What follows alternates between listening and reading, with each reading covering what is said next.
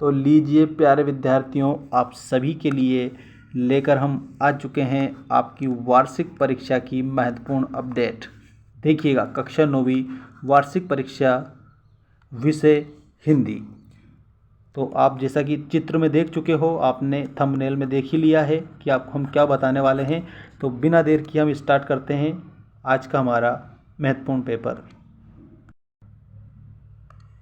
First question है हमारा, सही विकल्प चुनकर लिखिए में किस काल को स्वर्ण काल कहा जाता है। तो प्यारे इसमें बताएंगे आप भक्ति काल को।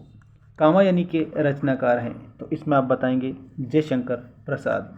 मेरे संग की औरतें मृदुला गर्ग द्वारा रचित है तो आप इसमें बताएंगे संस्मरण।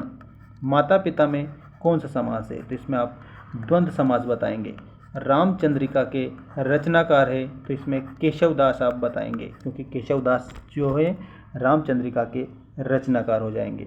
इसके बाद में मेघों की तुलना किससे की गई है। तो जो पाहुन होते हैं, जिनको हिंदी में हम क्या बोलते हैं, मेहमान बोलते हैं, इनसे मेघों की तुलना की गई है। इसके बाद में आपके रिक्त स्थान आ चुके हैं। उपन्यास सम्राट के नाम से जाने जाते हैं तो इसमें आप लिखेंगे प्रेमचंद, क्योंकि जो मुंशी प्रेमचंद है ये उपन्यास सम्राट के नाम से जाने जाते हैं। पंचतंत्र में समास है तो आप इसमें बताएंगे द्वंद्व समास है। ठीक है। रात का विलोम शब्द है तो रात का विलोम आप इसमें दिन बताएंगे। इसके बाद में रोद रस का स्थायी भाव है तो रोद रस का स्थायी भाव क्रोध होता है। एकांकी में अंक पाया जाता है तो एकांकी में एक अंक पाया जाता है। समास के भेद होते हैं तो समास के 6 भेद होते हैं। ठीक है, समास के 6 भेद होते हैं। इसके बाद में सही जोड़ी आपकी आ चुकी है। एक एक प्रश्न आप इसमें याद रखेंगे। 9 2 11 होने का अर्थ होता है भाग जाना। पंचवटी खंड काव्य है। सूरसागर सूरदास जी ने लिखा है। रीढ़खेड्डी जगदीश चंद्र माथुर ने लिखा है। रामचरितमानस महाकाव्य है और विद्यालय में दीर्घ स्वर संधि है। ये आपकी IMP सही जोड़ी हो जाएगी। इसके बाद में आपको सत्य असत्य बता रहा हूँ, इनको आप याद रखेंगे। इस जल प्रलय में बाढ़ का चित्रण है, ये आपका सत्य हो जाएगा। घुमक्कड़ शास्त्र के रचनाकार राहुल सांकृत्यायन है तो ये भी आपका सत्य हो जाएगा। रचना का आधार पर वाक्य के 4 भेद होते हैं, ये आपका असत्य हो जाएगा। रीढ़ की हड्डी व्यंग प्रधान एकांकी है तो इसमें आपका ये सत्य हो जाएगा। रस के 5 अंग होते हैं तो इसमें आपका ये असत्य हो जाएगा। यथाशक्ति में अव्ययभाव समास है, ये आपका सत्य हो जाएगा। तो ये आपके सही गलत। अब एक शब्द में उत्तर दीजिए वाले प्रश्न देखिएगा। फर्स्ट क्वेश्चन है आपका, 2 बेलों की कथा नामक पाठ के लेखक कौन है। तो इसमें आप उत्तर में मुंशी प्रेमचंद लिखेंगे, प्रेमचंद। इसके बाद में दूसरा प्रश्न है, मृत्यु का तरल दूध किसे कहा गया है। तो आप बताएंगे बाढ़ के पानी को, बाढ़ के पानी को। इसके बाद में शिवालय, शिवालय शब्द का संधि विच्छेद तो इसमें शिव प्लस आलय, शिव प्लस आलय, ये आपका शिवालय का संधि विच्छेद हो जाएगा। इसके बाद में अर्थ की दृष्टि से वाक्य के कितने भेद होते हैं। तो अर्थ की दृष्टि से वाक्य के 8 भेद होते हैं। कितने भेद? 8 भेद। छायावाद के किन्हीं 3 कवियों के नाम बताइए।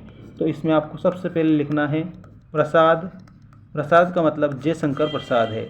दूसरा आपको लिखना है पंत, पंत का मतलब सुमित्रा नंदन पंत है। और उसके बाद तीसरा आपको लिखना है निराला, निराला का मतलब सूर्यकांत त्रिपाठी निराला है। ठीक है। प्रसाद की रचना है कामायनी लहर आंसू झरना, और पंत की है पल्लव ग्रंथि गुंजन वीणा, और निराला की है परिमल गीतिका अनामिका तुलसीदास कुकुरमुत्ता अणिमा नयपत्य आदि। इसके बाद में गद्य की 2 विधाओं के नाम बताइए। तो इसमें आपको बताना है नाटक और कहानी। नाटक और कहानी ये गद्य की 2 विधाएं आपकी हो जाएगी। कांजी हाउस में कैद पशुओं की हाजिरी क्यों ली जाती होगी। तो आपको इसमें लिखना है पशुओं की गिनती करने के लिए, पशुओं की गिनती करने के लिए, गिनती करने के लिए, ऐसे आप इसमें उत्तर बताएंगे। बाकी ये अगर आपको पूरा PDF चाहिए तो इसके लिए आप हमारे टेलीग्राम चैनल को ज़रूर ज्वाइन करिएगा। टेलीग्राम चैनल का नाम है मेंस एजुकेशन, जिसकी लिंक हमने चैनल के अबाउट सेक्शन में दे रखी है, तो वहाँ पर जाकर आप देख सकते हैं। वहाँ आपको सारा ये मटेरियल जो है बिल्कुल मिल जाएगा। और एक और बात आपको इसमें समझना है, जो 17वें क्वेश्चन में आपको दिया जिसका कोई शत्रु ना हो उसे क्या बोला जाता है, तो उसको अजात शत्रु बोला जाता है, अजात शत्रु। इसके बाद में जो कम बोलता हो उसे मितभाषी बोला जाता है, ठीक है। और इसके बाद में जानने की इच्छा, तो जिसे जिज्ञासा बोला जाता है, जानने की इच्छा को जिज्ञासा बोला जाता है। जिसे बहुत कम ज्ञान हो उसको अल्पज्ञ बोला जाता है, अल्पज्ञ, ठीक है, अल्पज्ञ। इस प्रकार से आप कंप्लीट करेंगे आपके सभी प्रश्नों के महत्वपूर्ण उत्तरों को, ठीक है। तो ये आप पूरा का पूरा पेपर इस प्रकार से हल करेंगे और ये आपके निबंध और एप्लीकेशन ये रहे, तो इनको भी आप अच्छे से याद रखेंगे।